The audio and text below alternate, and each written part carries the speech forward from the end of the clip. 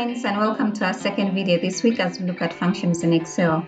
In today's video, I'll be showing you how you can use the SUMIF function. My name is Mercy Consolata Keller. Let's get started. So say we want to get the sum of the fare, this column. You go to a cell where you want your sum value to be placed, enter in the equal sign, then you type the SUMIF.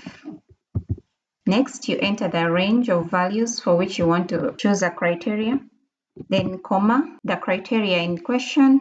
So let's say we want the females, comma, and then now you enter the values whose sum you want to get. So we want the fare. And then we close the bracket and say enter. So that is it.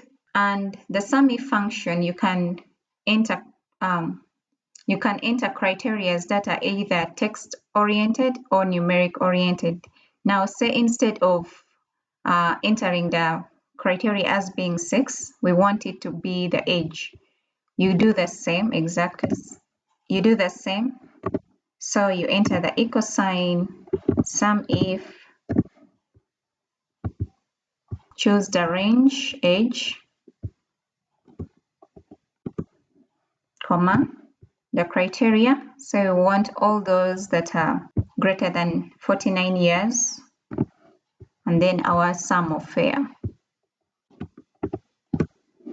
Close the brackets, enter. So that has been it for this video. If you've enjoyed the content, please give the video a thumbs up, share with your friends, and subscribe to the channel so that you're updated on new videos once they're released. Thank you and happy learning.